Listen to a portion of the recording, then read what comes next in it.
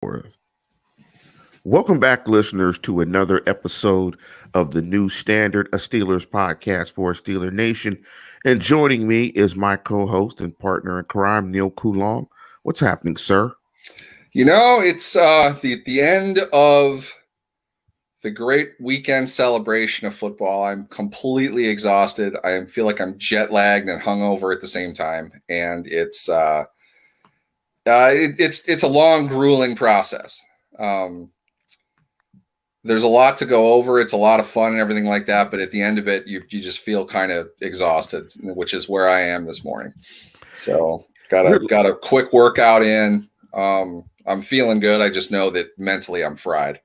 But yeah, you're looking bright-eyed and bushy-tailed for all the podcast listeners. Neil's enjoying a cup of Joe with a golden bear on it, so he's a fan of mine for that because I'm a Cal Golden Bear. So thank you, Neil, for that.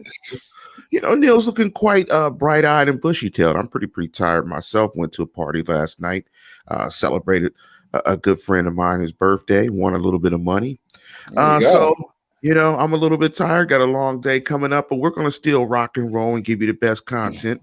Before we jump in the show, I do want to dedicate this program to my barber who passed away yesterday, Jairus Cook.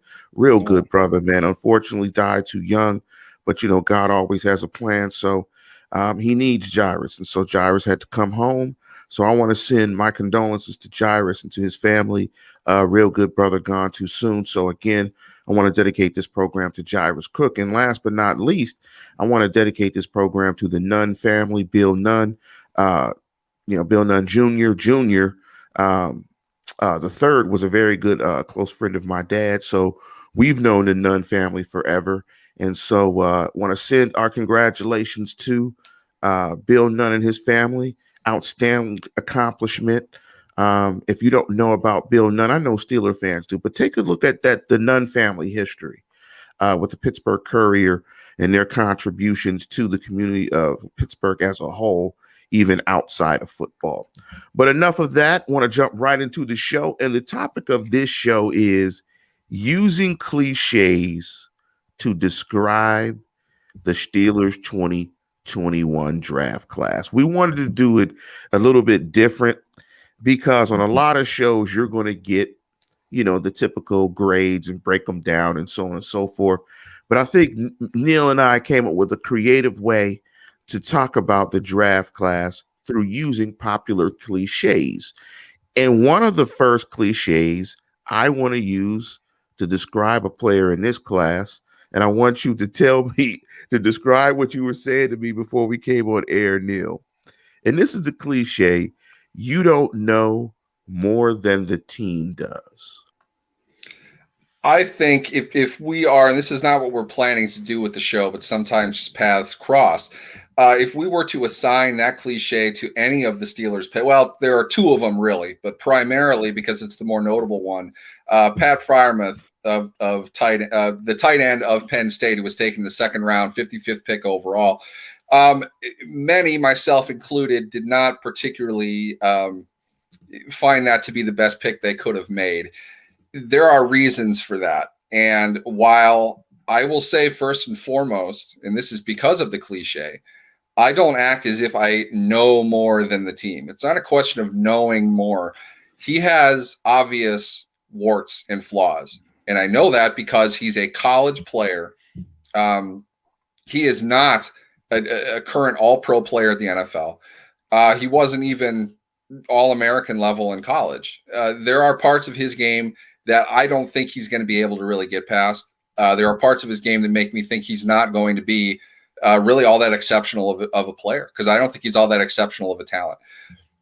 The issue that I ran into when I dared make these thoughts public on Friday night via social media, the level of animosity that came for the idea of him being anything less than his nickname, Baby Gronk, largely came from Penn State supporters. And after a while, it became obvious that the majority of the problem that people have is simply because you are knocking a player from their school. People aren't looking at this objectively at all. But usually when somebody doesn't want to argue, what they get into is, well, you know less than the team does. Okay, here's what I know, fair and unfair. Pat Freiermuth is not an exceptional athlete. He catches the ball, but he's not seen as really all that athletic of a player. He has good size, but he has short arms, which doesn't really, well, not short, but short-ish arms that if you're looking at him primarily as a blocking tight end, which I think a lot of people will, he's not going to excel in that area. He doesn't have good balance. Really, what we're looking at is a guy that has a nickname Baby Gronk because he's white and he's a tight end. He doesn't look anything at all like Rob Gronkowski. He doesn't play like Rob Gronkowski. He's not going to be Rob Gronkowski. Give him a break, okay? I'll bet you $1,000 he hates that nickname. He grew up in Boston. He wears number 87. A kid that plays tight end growing up in Boston should like Rob Gronkowski. That only makes sense. He's the best tight end who ever lived. And I don't think that's going to be surpassed anytime soon unless the real tight end of the draft, Kyle Pitts, would surpass him in years to come. Pat Freiermuth he was considered by many to be the second best tight end of the draft. But as I said on Twitter, there was a team that finished second in the NFC East last year too. It doesn't really matter where he is in comparison to the other players of the draft because the first one was the 4th pick overall. He might have been the best prospect in the draft straight up. And Freiermuth looks nothing at all like Kyle Pitts. Not even close to the same player. He's not somebody that if you put reasonable competition in a draft, he would not have been the second tight end taken. And I still think that he was kind of a reach in the first round. That said, it doesn't mean that I think that he's terrible. Therefore, I don't know anything because the team took him. It doesn't even mean the team is super excited to have him. What it means is they needed a tight end because I think objectively, Eric Ebron is the most one-dimensional player in all of football, and they can't run 12 personnel packages with Ebron and what they have right now. Ebron, he isn't even interested in blocking, let alone not functionally able to do it. They needed somebody who at least could come in and try. Lance, you might remember the Washington game last year. I forget if it was the 3rd down and goal or the 4th down and goal. Oh, yeah. The carry that they had to the right side. Chase Young is on the offensive left side. Ebron went in motion. His only job was to get in Chase Young's way. If that's blow in his face, if that's elbow him, if that's tell him a story, whatever, do something to slow him down. Ebron just let him walk on right through because he's too far away to make a play. Ignore the fact that Chase Young is an absolute freak of nature and made up 7 yards in 2 strides and tackled, I think it was Snell that got that carry, a yard in the backfield. They lost a touchdown. They lost that game by like 3 points, 4 points, whatever it was. That was a critical play that was not made by a guy getting paid $5 million, apparently, to not block. They need somebody to come in and play it. I said the entire offseason, they need a tight end. That needs to be a priority, but this is not a good tight end class. If they have to take a guy in the 2nd round to come in and play, even if he's probably better in the 3rd, fine. I don't have a problem with that. But don't spit on me and tell me it's raining. That's all I'm saying. He's not a great player. I don't care if he is the 2nd best tight end prospect in the class. He's not a great prospect. At best, you're looking at Matt Spaeth, in my opinion, which would be great. But Matt Spaeth didn't develop that for 3-4 years down the line. And the Steelers let him walk for 2 seasons before they got him back when he was playing his best. So if that's what Freiermuth ends up being, okay, great. It's not going to matter after a year. But the level of ignorance and animosity that was displayed in describing why it is that this guy is legitimately a high-level player, I think is absolutely ridiculous. It has nothing to do with whether or not I'm coaching the team, whether or not I'm scouting the team, whether or not anybody has any other opinion. I listened to plenty of reasonable people that described a pretty good player. They pointed out things that I might not have noticed or I might not have seen when I evaluated him. That's really what this is about. We're talking about prospects who are going to develop. They're going to grow. I don't see that he has all that high of a ceiling. Other people disagree, and that's fine. We have no issue with that. But nobody works for the team that's having these conversations in Twitter. Lance, you don't work for the team. We're not being paid as scouts.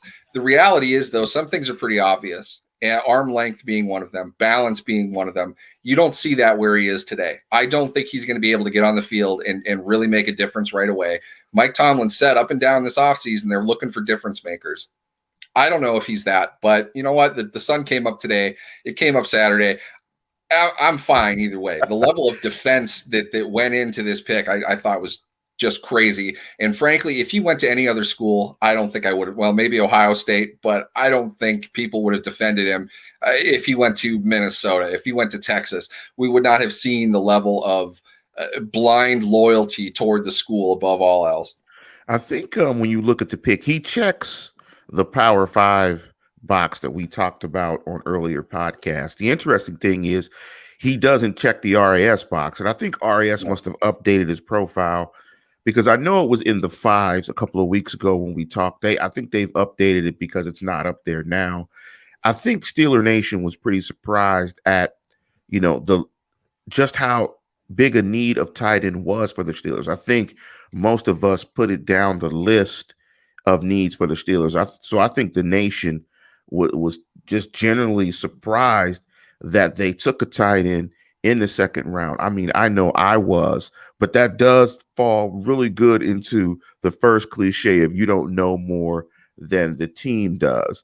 Another popular cliche is take him and you're set for 10 years. But before we jump into that one, in terms of Matt Canada's offense, what do you think the propensity of running 12 personnel is? How critical is running 12 personnel for what Canada tries to do? And was that a big reason why tight end was so needy for the Steelers? Okay, there are a couple things with this. First and foremost, I think we can add Matt Canada anything to the cliche list at this point.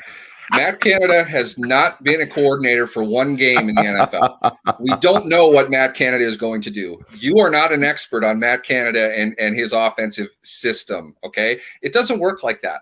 They put things together based on the personnel that they have. They don't package it into these are the plays that we run. They tailor everything for the personnel that they have. Canada's job is to coordinate the entire offense. Some of that, depending on the team, includes coaching, what coaches are doing, what we want them to do. This is going to be seen most obviously in how the Steelers want to run the ball as a system this year.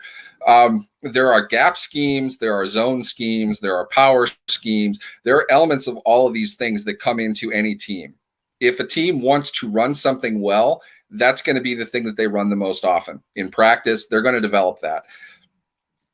If that is your primary thing, you're probably doing it 7-8 times a game. It's not the only thing that you do. Okay. This isn't, Joe Riggs power football anymore. They're not exclusively doing any one thing. The Steelers have had a lot of success in recent years running inside zone. Le'Veon Bell was a great inside and outside zone runner. When he shed a bunch of weight going into the 2014 season, he became a great player. Their offensive line, learned to zone block much more than how they did previously. A lot of that is a conscious effort, not of just the coordinator, but everybody. They brought in an offensive line coach because they wanted to teach certain concepts. I think that's what the Steelers are doing now. I think Adrian Clem, the new offensive line coach, is being brought in really to teach a better zone awareness and kind of a new way to do that, and to run gap the way that they had been. Gap is a much more simplified version of power. There are some zone elements in it. Your guards are moving a lot more. It's a lot more exchange from one side to another. It's more like zone than it is power.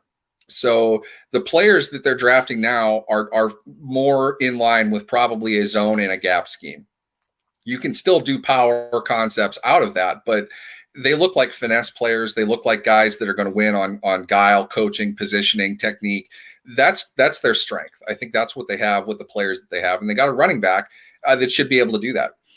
That said, your 12 personnel, they're groups and packages that you have to be able to run. All right. Everybody screamed about how not creative. There's another cliche to throw in there. The creativity Yes. of an offense. They're predictable. Okay. A huge part of that, believe it or not, is not play calling. It's personnel. Yeah, it's personnel. You can't effectively run 12 personnel when your two tight ends are jokes when it comes to blocking, because they know that you're not running the ball. Okay. They needed to bring in somebody who is not a joke when it comes to blocking. This is a guy who's actually going to block. Washington lined up at the line knowing Eric Ebron isn't going to do anything. Why do you think they put him in motion? Okay. It's to get him away. We're not going to block you with Ebron. You don't get to just sit back, lick your chops, whip him, and get into the backfield. We're going to put him in motion because we're going to put him on the move and try to get in somebody's way, but we can't even get him to do that. Frymouth is not going to do that. That's a good thing. That adds to the idea that they can run more outside zone stuff with a guy that is going to be able to get downfield. He can move off of the line and lead that outside zone, a stretch zone run. He's able to get in the way of a defensive end in 12 personnel, which is chuck a guy, release, and move somewhere down the field.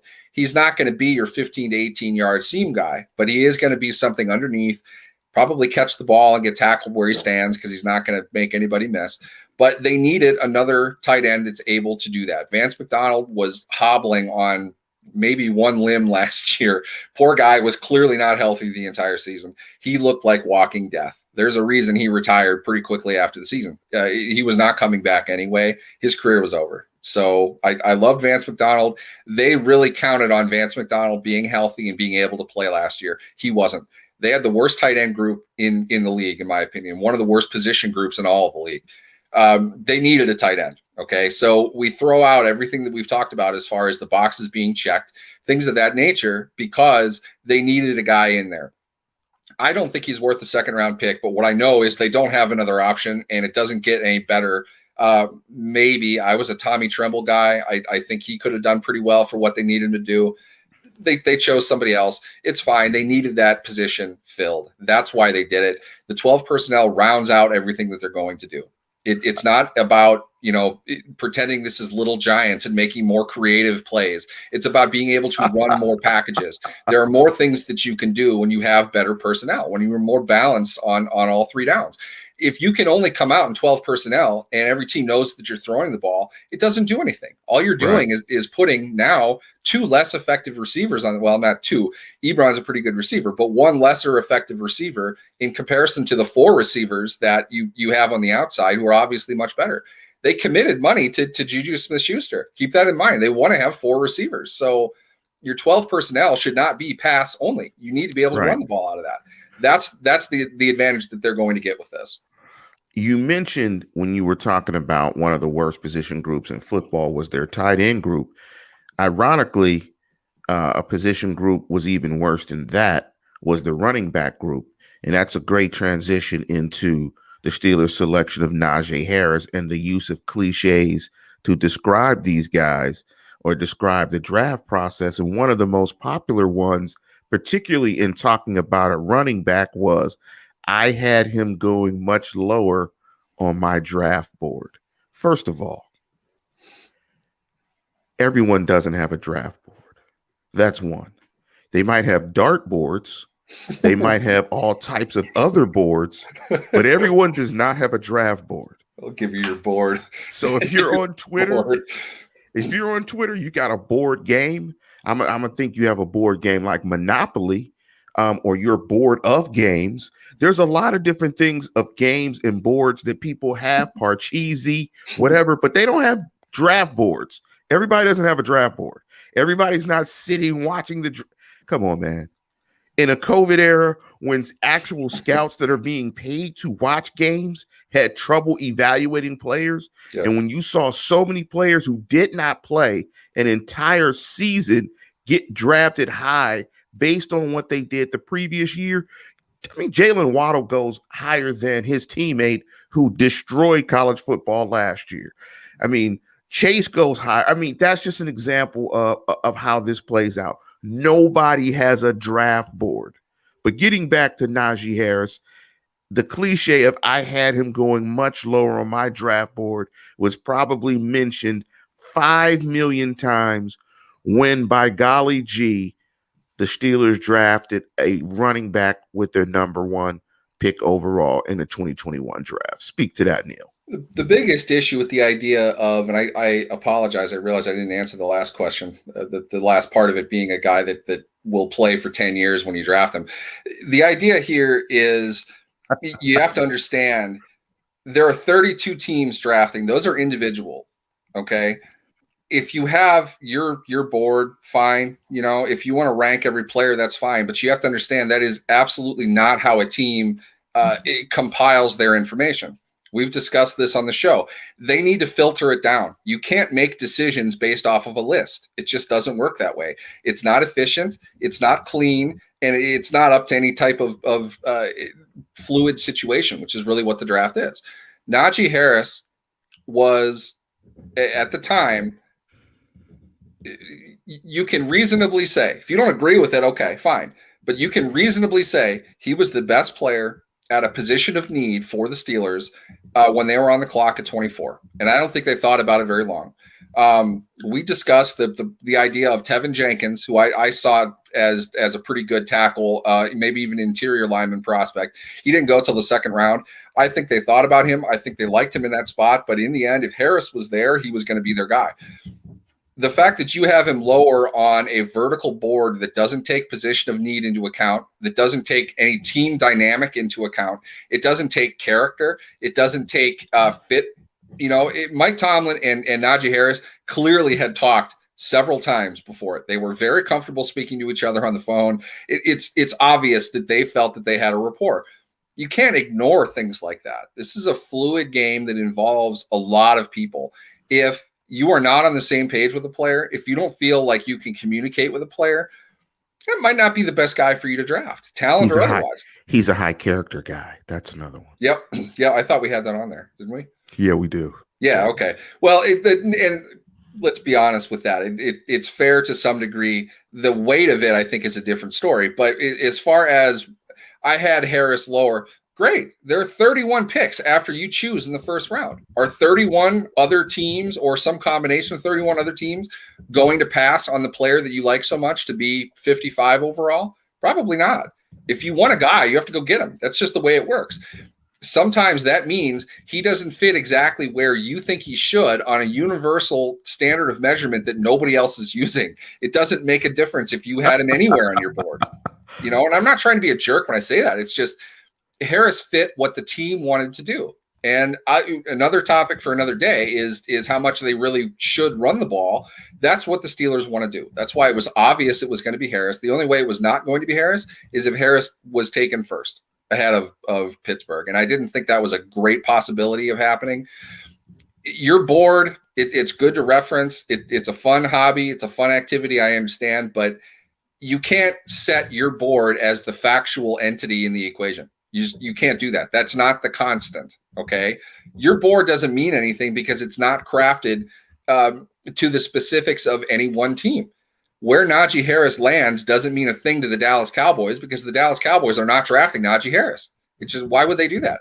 There's no sense for them to do that. So it doesn't make a difference universally where you have him ranked anywhere. Pittsburgh probably had him at the top of 3-4 buckets of players from positions that they needed to address. He was probably the best player at a position of need in their estimation. Now, Again, I'm not even arguing if they should have or should not have. I'm saying that's the board, quote unquote, that matters. It's what the team is using to evaluate the players who are at the position. Now, that creates picks every now and again, like Alex Leatherwood at 17 overall, which I thought was easily the worst pick of the first round for value. Whatever reason, that's the player the Raiders wanted. And in some cases, you just need to go get the guy that you are going to be able to win with. And if it's not the best in comparison to their peers, which doesn't make a difference really, in the end, if that's the guy that you want, if that's the guy that's going to help you come closer to winning a Super Bowl, that's the guy you have to take. And that's just the reality of it. It's not a game. It's an actual business. It's an actual mathematical equation. They're trying to filter down to identify the best prospect for their entire team and for their organization. It's your first round pick. It's a dog and pony show with those guys. You have to put him in front of reporters. He's going to have to talk more than everybody else. Is he going to handle it? Is he going to fit in with our culture, with the things that we want to do? Is he the right fit for us for the length of his contract? Which is to say, you have no guarantee whether a player is going to play 10 years or not. A far better guarantee, Lance, is that your head coach and your general manager are not going to be there for 10 years. So why do they care if the player is going to be there for 10 years? Exactly. It's simple. There's no evidence to suggest draft this player. That means he's going to play for the next 10 years. That can't possibly be a part of your equation. You want every player to play for 10 years if they're good enough. If they're not, you don't want them. Why would you want to draft a guy for 10 years without having any sense of whether or not he's going to be able to hold up? You can't do that. With Harris, odds are incredible he's not going to last 10 years in Pittsburgh. But what I'll say is this. You can ride him till the cows come home for 5 years on fairly cheap money. You can tag him on really not all that expensive of a tag, and then you can let him walk after 6 seasons and after having got probably an average of 250 to 300 touches a year from him and probably have identified him as a pretty solid first-round pick. What's wrong with that plan? Why does he have to play 10 years? I don't understand why that needs to be a factor in the guy that you take. Half the players the Steelers have drafted in the first round, most of them are really good. Half of them haven't played in Pittsburgh for that long. You had Pouncey, you have Cam, DeCastro might not make it to 10. Jarvis, we don't need to talk about him. Unfortunately, Ryan Shazier didn't. Bud didn't make it 10 years. Right. Burns obviously didn't make it 10 years. Watt isn't anywhere close to 10 years right now, and he's got a pretty hefty contract in front of him. You don't know what they're going to do with Edmonds. Bush, you don't know what they're going to do with Bush. You hope that they can, but you can't draft him thinking he's going to play 10 years. That's nonsense. Way too physical of a game. Things change way too much. I mean, that's a decade. I mean, that's a decade. I mean, honestly, and I don't mean to. Well, actually, I do mean to sound it like this and say it like this. They only picked 10 because it's an even number. It sounds better than 9 or 7. That's why people use. They don't have to defend. They don't have to defend 10. You have to have a reason to say 9 or 7. 10 just sounds good and it sounds round. And the selection of the running back fits nicely with another cliche. You could have taken him later. That's the other thing when it comes to running backs. I don't have an issue with the running back because I think when you take a macroeconomic or just a larger viewpoint of this draft, much of this draft is for the future. And like we've talked about on previous shows, if you go to Over the Cap, they have 28 players on the roster. They have $91 million in cap space. This is for the future. All of these picks are for the future. They're for the next guy. So it makes perfect sense when you put in the tight end pick in the second round. You took a look at Najee Harris. I mean, it makes perfect sense. I mean, they're trying to be more physical up front. They're trying to run the ball. And some of this is not for this year. It's for the next guy, because the next guy that they're going to have under center is going to be very inexperienced. And it's like we talked about before. Until last week with the extension of Mason Rudolph, they didn't have a quarterback on the roster. Now, if you go to Over the Cap and you look at the roster, you'll see Ben Roethlisberger's name, but that's the voidable year. He doesn't even have a salary. And last time I checked, the National Football League Players Association is not going to let you play without a salary. So, much of this is for the future. Let me jump into a couple of the other cliches here, and I think we can probably lump some of the other players together when you look at this. And one of the popular ones is this is the best pick from a value standpoint. Looking at that cliche and looking at some of the names. Of course, they took Dan Moore, offensive tackle, in the 4th round, Kendrick Green. And Kendrick Green falls into the cliche of he's twitchy. He's twitchy. Now, I don't know what the opposite of twitchy is. Is it itchy? Is it itchy? I mean, I don't know what Neal Coolong is the opposite of twitchy. Lance Williams, stiff in the hips, not twitchy, 50 plus. I don't know what the opposite of twitchy is, but he's described as twitchy. But speak to the cliche, the best pick from a value standpoint, and looking at Green, Moore, Johnson, Loudermilk, Roche, Norwood, and Harvin. Who's the best pick from a value standpoint? I love that cliche. Fans are absolutely going to say it's Quincy Roche without a question. Quincy Roche right now is probably seen as, generally speaking, probably the best pick the Steelers made. Some of that is fueled by optimism from those who get excited about it. It sends kind of the shockwave through the nation and how they should respond to it. Generally speaking, people referring to the value of a player basically meaning he was drafted lower than people thought he should have been drafted. I find that interesting because based on their draft boards. Right. This goes back to your draft board. If you set the constant as your draft board, then okay, I guess that works. But I have market evidence that shows he's not better than the spot he was drafted in. I have market evidence that shows he was taken exactly where he was supposed to be taken. Now, obviously, it's not a literal proposition. The idea here is really just that you can't say that people just forgot about this player for a couple rounds. He didn't meet whatever it is, the teams that were drafting in positions ahead of him. He wasn't a priority to them for whatever reason. You have guys that perhaps you see the talent, maybe should have been drafted earlier. Okay, but that really kind of washes out over the course of 7 rounds. At the point that a kid like Roche, I really like him. I think he's a good player. I definitely see why the Steelers would have valued him. I just think it's odd that he wouldn't have been somebody that they would trade up to get. They knew enough to say, we don't want him. We're going to take, and we'll get into the 5th round pick. Isaiah Loudermilk in a little bit, because that's a whole mess of cliches. But for Roche to be available in the 6th round, there's a reason for that. And it's not because everybody forgot about him. The value pick cliche in essence really means this guy is drafted later than people thought that he was going to be drafted.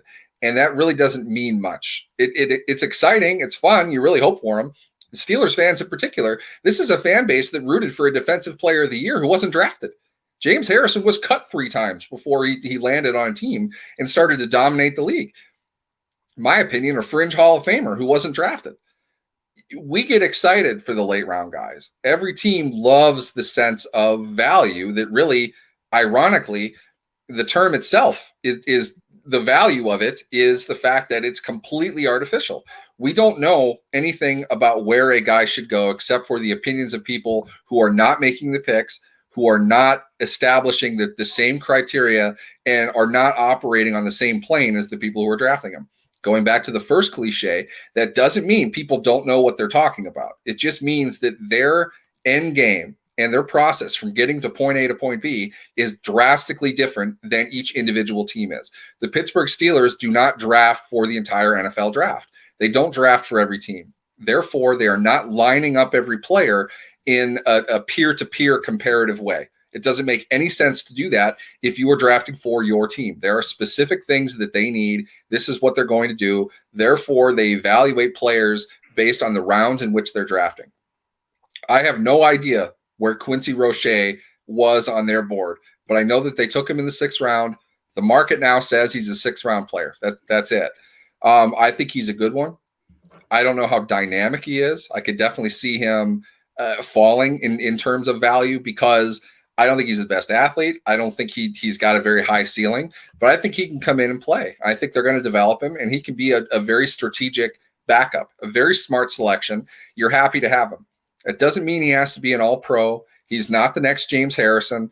All these lame platitudes that come with players who are, in essence, 6th round draft picks, it's useless. But at the same time, you can be happy with the pick for what it is. Really, he's depth. They needed depth. They don't want to sign a veteran. They don't want Cassius Marsh playing for them next year, okay? If Cassius Marsh can do nothing but chase kicks, they're happy with that. That's why they drafted Roche. It's to develop him to be the primary backup at outside linebacker. They don't want Marsh having to be on the field. So these are all if we want to get into the value of center with Green, I agree with you. He's twitched up kind of for a guard. I don't know how twitched up an interior lineman can be, but he's a good one for what they're going to do. If we extend the cliche to that, the 3rd round pick, you have the presence of a guy who was not high on the radar. He's not Creed Humphrey. He's not Landon Dickerson. These were the 2 primary guys everybody wanted at center. But where did they end up going, Neil? Real quick, where did Humphrey? I know went to the Chiefs. I forget where Dickerson went. Did they go 3rd, 4th, 2nd? They're both 2nd round picks. Both 2nd rounders. Okay. Yeah. I see the value in both of those players. Probably Humphrey, perhaps more than Dickerson. With Dickerson, who knows, injury wise, I can definitely see why a team would pass on him. The Steelers would not have taken Dickerson in any round. It's just way too much of a medical concern. They wouldn't have done it. Humphrey, in my opinion, for as good of an athlete he was, nimble, uses his body well. There are a lot of things you really like about him. In comparison to Green, I don't think he's as versatile. I don't think his ceiling is as high. With Green, what you really have is the ability. He can play center now, and they can transition him to guard. Who knows what's going to happen with David DeCastro next year? His contract is up. He didn't look very good last year. Pouncey didn't look very good either. They bring in a new center. I think DeCastro probably improves because of that. But at the end of his contract, he's expensive. You're in a draft next year. There's another free agency period. Maybe they sign a center and they can move Green to guard. I don't think you could have done that with Humphrey. I think that's why they wanted a guy like Green more so than Humphrey. They can get more out of him. That's value. So it's not just like you're drafting a center right now. You're drafting a player who could be a center this year and a guard next year, because guard becomes your big position. If they can find a center, or maybe it's, simply replace DeCastro with another guard. I don't know. They have options. That's the key thing here. To me, value should mean options. Multi-use offensive lineman, in my opinion, is the best way to go. You have that with Chuck Okorafor, who's, apparently right tackle last season. It said that he's going to play left tackle this year. He can play either one. That's great. That gives you options. You can move Zach Banner, who might be a better right tackle, back to the spot he was supposed to be at, and you don't have a problem with tackle this year. You signed Joe Haig out of the North Dakota State University from the Super Bowl champion Tampa Bay Buccaneers to be a swing tackle, and then you've got a fourth-round pick, the kid out of Texas A&M, to kind of develop. That's what they do with tackles. That gives, to me, that makes Green as well as the fourth-round pick more two value picks for the rounds that they're in. They're guys that it looks as if Green's probably going to get a very good shot to start, but you can use him in other ways as his career progresses. He has that ceiling. I don't think Humphrey would have. So to me, that's value. But in the end, he's a third-round pick. There are other players who are better than him that have higher ceilings, that are more versatile. You got a third-round pick. Let's not make it out to be like this guy is going to be the greatest player in the NFL just because you drafted him and he's athletic. That, to me, is usually what people say. Oh, it's a great value pick. He's much better than his third-round draft status. It's not true. I mean, he's a third-round pick. That's it. And the whole value thing goes back again into this metaphysical draft board that people assemble in their homes somehow when they're out traveling, scouting players during the COVID pandemic. But taking a look at Quincy Roche, his RAS is 6.4, where he got knocked on his RAS, and that's in the yellow category. And again, this is out of 10. Where he gets knocked is his height and his weight. When you look at some of the other things like bench, vertical, so his composite explosion grade, they have him as good. His 40-yard dash was really good for the position at 4.69. And so he measures out pretty well. Interestingly enough, when you talked about Kendrick Green and his athleticism, he measures out in the green tier above 9.13 as a center. And I believe if I change his position to guard, I think he measures out really well as a guard as well at a 9.23. And again, he gets knocked for height and weight. And when you were talking about David Castro, and again, me and Neil are of the mindset that this is a 3 to 5 year plan, and that the retention of Tomlin and bringing Colbert back, this is a plan about how they're going to build this roster out post Ben Roethlisberger. And when you look at the fact, again, that they have 28 players on the roster, you have to take a look at it in terms of, I think, a 3 to 5 year approach in terms of what they're going to do to the roster. So when it comes to David DeCastro, I don't know. It won't be surprising to me if David DeCastro doesn't fit into those plans. Having a guard that expensive to me is a luxury for a team that's set up to win right then and now, not a team that might be in a full swing of a rebuild. It's probably a good time to develop new players and new talent around that position. So let me ask you. So you looked at the pick of Dan Moore. We haven't talked about Loudermilk, but I think this is going to fall into an issue of the next cliche. And that is, here are my day, insert team, winners or losers. And so as this draft gets broken down into 3 days, would you include the Steelers as one of the cliche day winners? or losers? I think the issue is not in the concept. I think the issue is in the perspective of whoever is doing it. And I say this, overseeing a network of websites that are all going to write that. Two in particular, though, that are going to get the biggest traffic are our two brands, Touchdown Wire and Draft Wire. Doug Farrar, excellent NFL mind, great guy, great read. He's going to do it for Touchdown Wire, and he is going to apply the league-wide focus, which I've told Doug, I've told you on this show, I've told whoever and how many other radio spots, I've said it in social media. The league-wide perspective is there for reference more than fact. It's not as if you're able to discern what 32 different teams should do when those 32 teams are so hyper-specific and hyper-focused on what they do, their plan, their philosophy, that we don't know.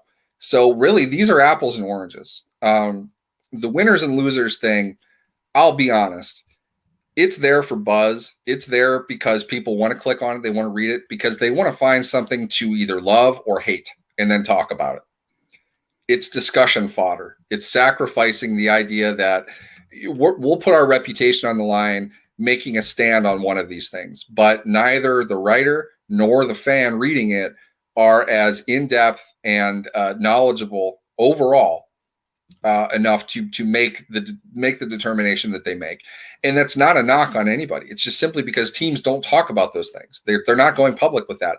Unless you are inside the war room, you don't know what the team is trying to do. You don't know what their aim is. So let's apply this, the winners and losers, because I promise you the biggest loser pick the Steelers have is without question the trade up in the 5th round to get Isaiah Loudermilk.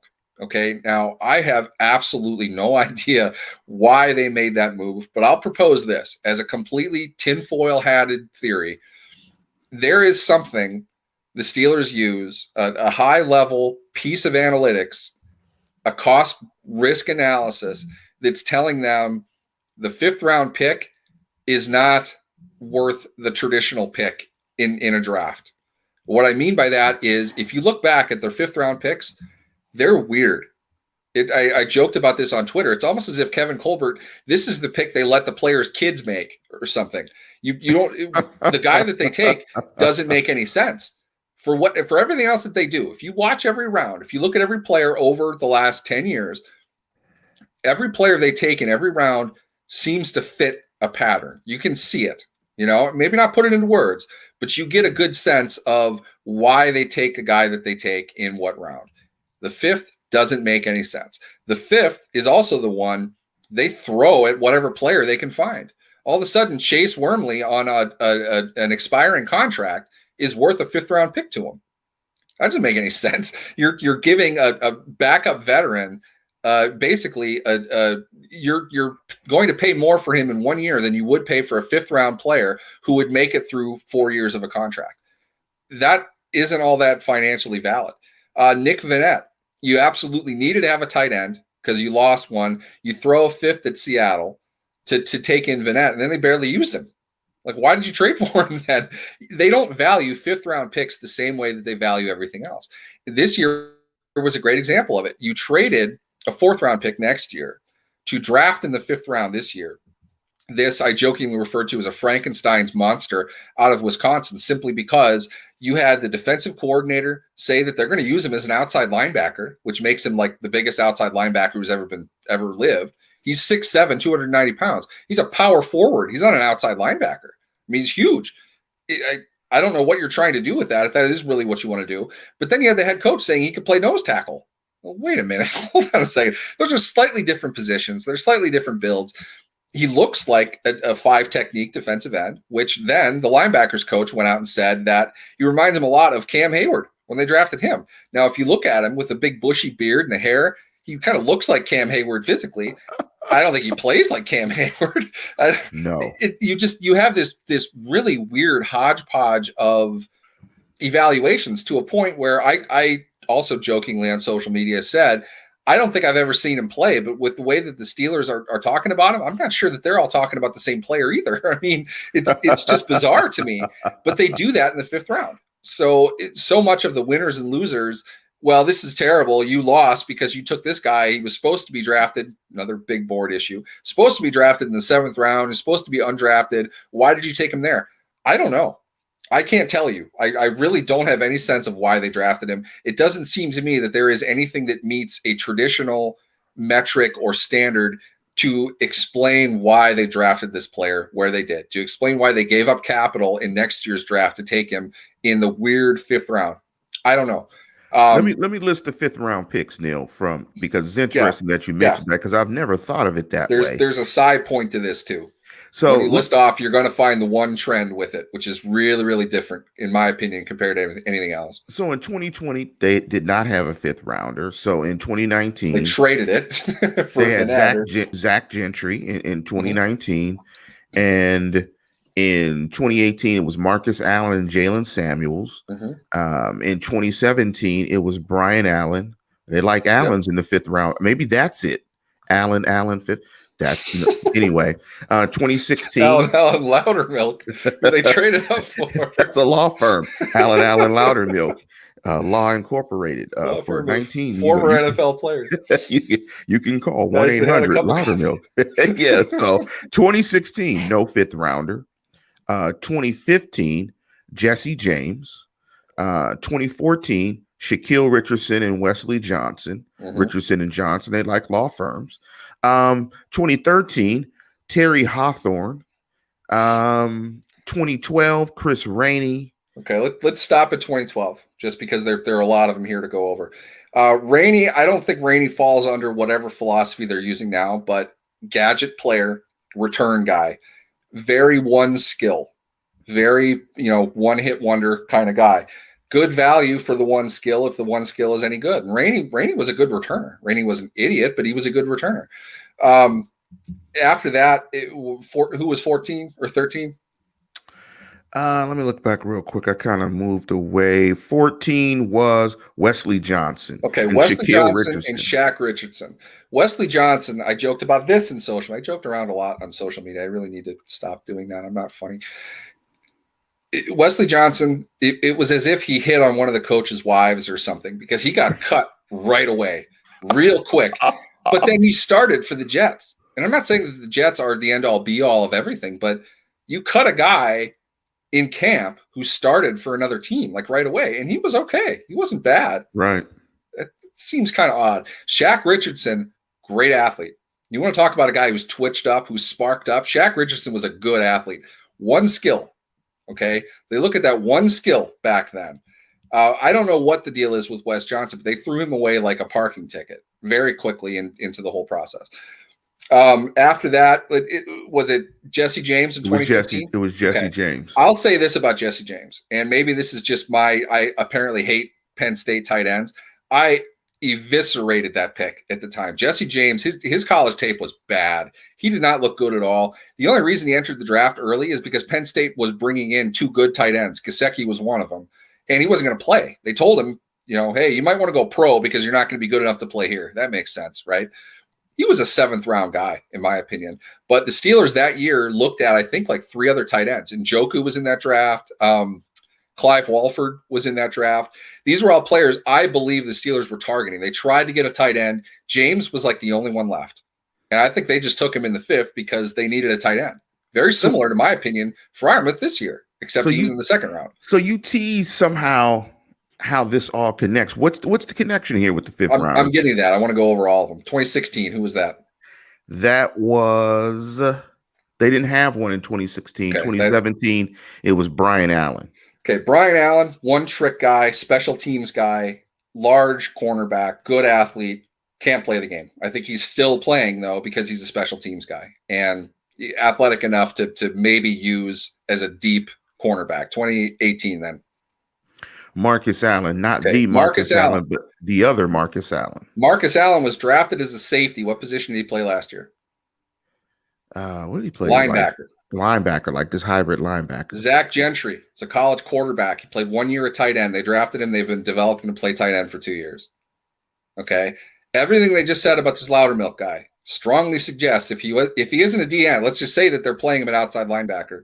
They mentioned him being able to play nose tackle. He can play defensive end. What is that? Positional versatility. Fifth round now to this team is not worth it to them enough to draft, which very well could be the result of whatever analysis they run says we are going to take a player that we can take a risk on, because any traditional player is not going to be good enough for the money that we have to pay for a fifth round pick. If he's good enough, take him in the fourth. If he isn't taken in the fourth, right, take him in the sixth. Because you know what? You know who's a far better player than Loudermilk is? Roche. I don't think anybody would argue that. Roche is clearly a better player, and was. Any evaluation you look at, you watch him on film, Roche is a much better player. Why didn't they take him in the fifth if they were trading up for him? I think no way I'll ever be able to prove this, and I'm not a mathologist. I can't factor it to that degree. I think something is just telling them in their philosophy and whatever equation that they're using to evaluate their picks, I think something says fifth round picks aren't worth it. If you can't get some type of project, some type of special player, don't even use it. So they look to trade it, which they have many times. They brought back Nick Vannett, who was basically useless to them. I forget what other player they use a fifth. What's his name? Wormley, who's a backup that they now have to pay more for, which you'd think that they could have developed in the fifth round. But there are seventh round picks that are playing alongside Wormley now. They're looking to get a project, a player who meets enough of a profile maybe at another position that after they're coaching for a year or two could play that other position. That's what they're looking for in the fifth round. And if they don't have that opportunity, they won't use it. This year, they traded back into it because I think they really just felt this guy fits whatever this weird idea is that they can get a guy to change a position, and they're locking in to that round. This is the round we're going to do this. You know, this is our special day. This is when we get weird. It doesn't matter anything else. The fifth round is when we're going to do something that we don't do in any other round, because the value of it is nil if he doesn't work out. We don't care if it doesn't work out. Well, looking at his RAS, which is 3.63, I think this is even worse as an outside linebacker. Look that up, by the way. That's what they said they wanted to play him. And I think this will be the most discussion that any show, and this is one of the reasons you want to listen to this show. I think this will be the most discussion that anybody will ever talk about Isaiah Loudermilk. Or knowing Steeler fans, what will happen is if the draft turns out to be, what fans don't want it to be, they'll come back to this pick and absolutely eviscerate the draft based on Isaiah Loudermilk. And I think, and I had, friend of the program, Jim Wexel, SteelCityInsider.net, tell me just years ago, just to kind of encapsulate all of this together, is that the draft, everything, the draft, what you're serving the players for lunch, your personnel department, the blades of grass on your field, how you paint the seats, what the tickets look like, everything, how good the lights are. It's all measured through winning and losing. Successful drafts are just built around how well does your team do. You can draft very good players. Your organization could be trash. Your coaches could be trash, and you don't win games. So I think the best thing, when you look at drafts, I think for us fans is to just take a step back and say, look, how does this translate to winning? Winning a draft is about eventually these players that you put together help you win games. That's what it's all about. It's always about winning games. It's about nothing else. It's not about drafting good players to develop them, just to develop them, to say that you developed them. No, that doesn't make any sense if it does not translate into winning football games. Overall, when you look at the draft and you look at the process, Neal, what's your 60,000 foot perspective of the draft? Not necessarily this draft, but of the draft as a whole. For the Steelers, you mean? Just overall, for the Steelers, yeah. I think this draft for them was exactly what it needed to be, and I think it's going to get more or less panned by critics. At best, it's going to be kind of a mixed result. They didn't draft superstars, really. I mean, Harris is going to get the ball a ton. He's going to be very much a volume stat guy in his rookie year. Assuming he plays, you can pretty much guarantee he's going to get 300 plus carries. they're going to use him quite a bit. You made the point earlier that it might be in line to shift to a running game that can be successful to help have a foundation for another quarterback next year. God help us if that's Mason Rudolph, but really right now it's kind of hard to say that it's not. At the very least, he's throwing his hat in the ring. So whatever it is, they want to have another option other than the primary method of everything being Ben Roethlisberger, which is what they've done for however long. They drafted players I feel help that end. Their primary draft picks help that end. Their first four are very much in line with that. You took the running back that you needed. You took your future center. You took a tight end. You took maybe potentially a starting quarterback, if not a swing tackle. They use that swing tackle. They use that fourth tight end. They're third tight ends in jumbo packages, or the fourth tackle, I mean. They're usually third tight ends in goal line and jumbo packages. He'll play. If he can play, they're going to get him on the field. So you took guys primarily to fit in with your run scheme that I think that they're trying to build schematically. To me, that's what a draft should be. It's not just, as you pointed out, it's not simply just to draft the best player who's ever there. An extremely subjective term that's extremely difficult to define. You can define your scheme. You can say, we want guys that can do this. These are the players we're going to draft. We don't care if he's ranked 17 or, he's only ranked 45th on your big board and we take him at 29. Doesn't make a difference. Who cares? He's playing the way that we want to play. He's playing the way that we can coach him. And in our conversations with him, in our background checks, it all strongly points to this guy being able to fit in here to do the things that we want him to do. Not just, he doesn't exist in a vacuum. He has to play with everybody. So I think they drafted players along those lines. I think to the point about Loudermilk, I unfortunately think you're exactly right. He's going to become the face of this draft if he doesn't work out. At the same time, he's going to be elevated to king status if he plays in a preseason game, gets a sack and a positive PFF grade. Those two things happen. This draft is aces. The fans are going to love it if he comes in and he does well right away. And the coach is going to get eviscerated if he does well in a preseason game and then doesn't play. Kevin Dotson, let's ignore the fact that he's a rookie and you usually have to scheme up everything around the rookie player that doesn't know what's going on. Kevin Dotson even said he wasn't really comfortable with what he was doing, but he had a positive PFF grade. Therefore, he's the best lineman on the team by far. It's like, okay, that's all right. Let's just dial that back a bit. He didn't play a whole lot. He's a young player. I loved Kevin Dotson last year. If we did this show last year, today, the one I'd be talking about was Kevin Dotson. I was a huge fan of his, and I think he's a good player. I'm not saying anything against him. I'm just saying, though, that guys usually draft in the fourth round for a reason. And if he starts and comes in and he's blowing the world up, it's probably because the team is setting him up for that. And I think that's the position that they had last season. He did well. He's going to get better, though. He needs to improve. He's not a great pass protector. They're going to be able to do good things with him, and they're going to develop him like the guys that they just drafted are. But the reality is Dotson did something, and he becomes the face of last year's class, and he still is. This year, it's going to be Loudermilk. We all know Loudermilk is the new Dan McCullers. I mean, yes. We all know that. Before we get out of here, I do want to jump into one comment made by one of the people in the live chat, and thank you, everybody who jumped in the live chat. We had to jump on pretty early. I have a busy day today. It never stops. I'm a soccer dad. You soccer dads out there understand, and you know what that means. Let's jump into just a quick comment from Jeff Lauderdale. He wrote, pedigree, production, versatility, character, size, the athleticism ratio are the things I've noticed that are most important when the Steelers, and trying to guess who the Steelers are interested in the roster. And then he went on to say 2 players that come to mind are Chicolo, who had versatility from DN in college to outside linebacker, and Gerard Hollyman, who had 14 interceptions in college. Speak to that, Neal.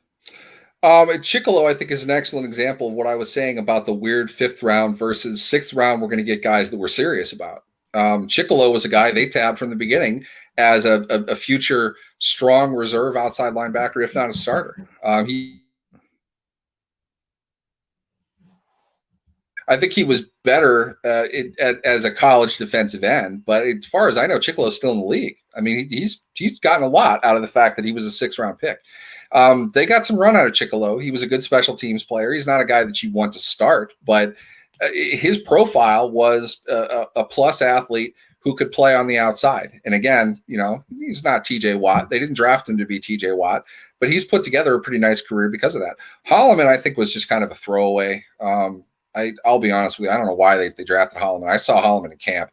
He didn't belong there, and I think he knew he didn't belong there. So he was dismissed fairly quickly. I don't think they even had him on the practice squad. I don't think anybody even signed him. He was not a very well-rounded football player. So whatever the case was with Holloman, it's probably just a throwaway pick. Let's take him and use him as a body in camp more than anything else.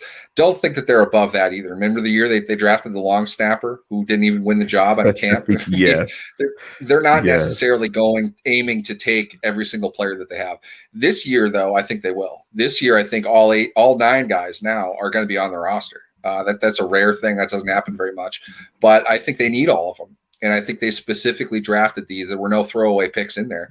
Trey Norwick, the kid out of Oklahoma, he's a phenomenal player for what they do. He's a very niche player. He's a specialty guy, but there are deep coverage packages that he's played and he's done well with. They play a single high zone defense. He can play within that on the outside. I think they're going to use him. You're not trading up to not have Loudermilk on your roster, so you can count him on the team. And the other ones, I think, all have roles. If nothing else, they're special teams players. So Holloman, not a guy that they really thought anything of. And I saw him in camp. They didn't use him. He didn't do anything. They cut him the first opportunity that they got. No practice squad for him. I think they just drafted him just because why not? Chicolo, though, was a guy that they expected to get something from, and they did. I mean, for what they ever paid for him, he did okay. And I think you're right, though, in the sense that they have a profile of a 6th-round pick, guys that we're going to develop and eventually work into starters. And there are a lot of linebackers who have been taken in the 6th round that have fit that mold. They have one right now. Vince Williams is a guy that they're still counting on. And he's a solid player, came out of the 6th round. Thank you, Jeff, for those comments. And I encourage everybody out there to continue to post good comments in the chat. Real quick before we get out of here, just a real quick blurb on Buddy Johnson. We didn't really talk about Buddy Johnson too much. It's too bad because I love Buddy Johnson. Absolutely love that guy. Well, we'll talk about Buddy Johnson, then we'll run that back next week and talk about Buddy Johnson. Give a shout out to anything or a quick promo on anything you got going on Steelers Wire or Draft Wire that Steeler fans might want to look at this week. Some post-draft wrap-up stuff, I'm sure. Just super happy, super excited the fact that we got through it. I want to thank everybody in my network. Every site, every team that we covered, we posted a ton of content. If it's got Wire in the title, I oversee it, and I've got somebody good working on it. Check it out, whatever it happens to be. Steelers Wire, obviously being the one for this audience, but Touchdown Wire, Draft Wire's got great stuff up there as well. And want to thank them. Thank God we were able to get through it. The last thing I want to say about the draft is, it's all about hope. The draft is about hope. It's about building hope for the next season. And hope is one of the most important things that we have and we should hold on to. And that's just what it's all about. And the NFL does a fantastic job of marketing everything about itself. So don't feel bad if you were watching TV and you knew who Mr. Irrelevant was. It was by design. The NFL wanted you to know who Mr. Irrelevant was. But, hope springs eternal, and that's what the draft is always about. And so be encouraged, Steeler fans. There will be a 2021 season. It is a season that's, I have coined as sexy tanking. But, the draft is about hope. And the one thing about it when it comes to all these players is we just have to be patient with them. They're going to get developed, and we'll see how they pan out. But with that, we're going to conclude the show. I hope everyone continues to consume and to listen to the new standard. We're going to keep bringing you fantastic shows. And Neal, I want to thank you for, combing your hair. I thought your hair was going to be a little more disheveled. I thought it was going to be more Einstein-esque this Sunday. I was a little disappointed.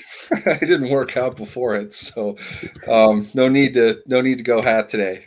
I took a shower. I was up ready early, set to go here. Another long day ahead of me, but it's going to be good. I'm feeling good now. I'm energized. We're going to go ahead and get out of here and conclude the show. Go Steelers and enjoy your post-Steeler draft. Hope springs eternal. Here we go, Steelers.